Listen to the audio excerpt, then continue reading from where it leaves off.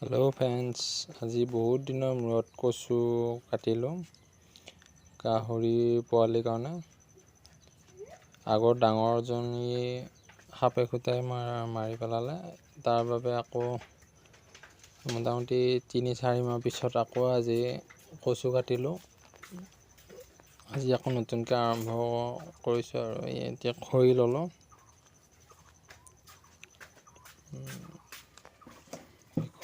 খৰি ল'লোঁ।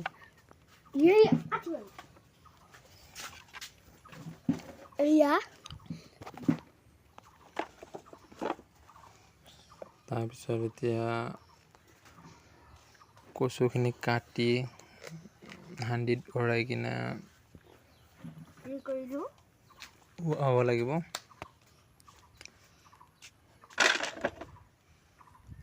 খৰি দুটামান দি এইটো আমাৰ ডাঙৰ বুলি মাতোঁ আমি। এইটো ডাঙৰ। সৰুতে ছোটে বেবী বুলি মাতিছিলোঁ দুজনকে। এইটো গা খুজি দিলে খুব ভাল পায়। গা খুজি দিয়াৰ পিছত ঘুমাই যায়। এইটো ডাঙৰ। কুটু দিলে খুব ভাল পায়।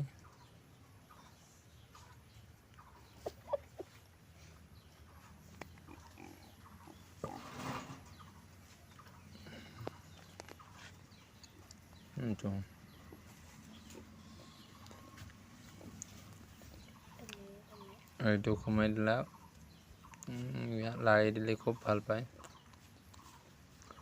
তাৰপিছত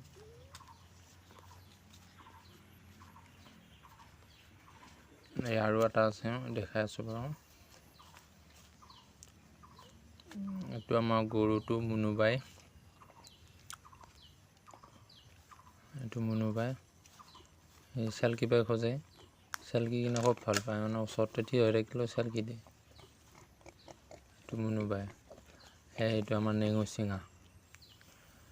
ইয়াৰ মানে নেঙুডাল নাই সৰুৰ পৰা আৰু খুব ভয় পাদুৰা। এই চাচোন কেনেকুৱা কৰিছে। এইটো ভয়তে মৰে। এই জোক লগাই দিছে ইয়াতে জোক লগাই দিছে।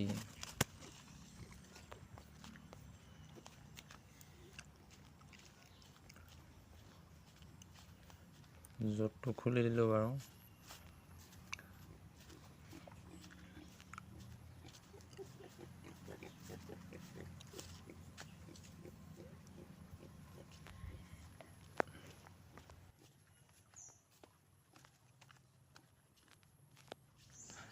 এতিয়া ইয়াতে জুই দিয়াই কিনে চচটো বহাই দি কচুখিনি কুটি দিওঁ।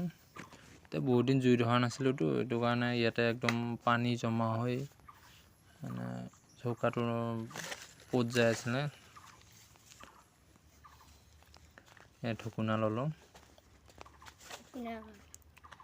ঢকুনা লৈ ইয়াতে জুই ধৰিবৰ কাৰণে ঢকুনা ল'লোঁ। আৰু পলিথিন এটা লাগিব, নহ'লে ইয়াতে জুই নুঠিব। জিকি আছেতো।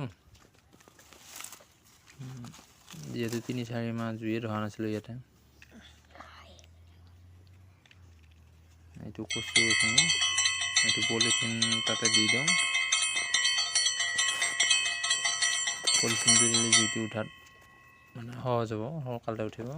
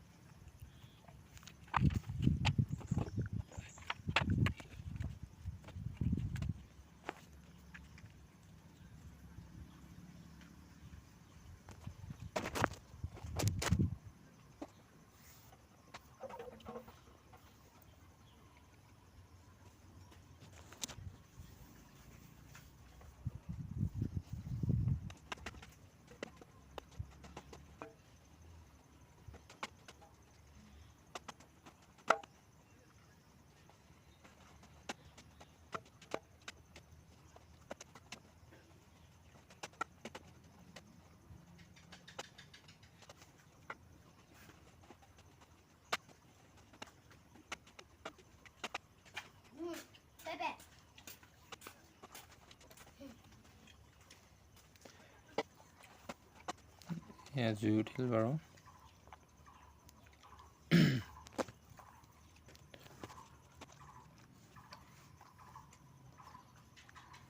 খৰি আৰু দুটামান দি দিওঁ।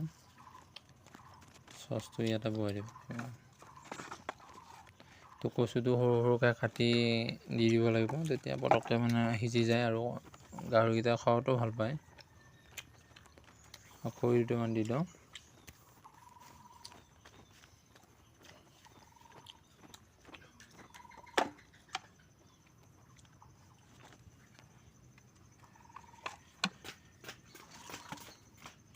জুই বাৰু সম্পূৰ্ণকৈ বঢ়িয়াকৈ উঠি গৈছে।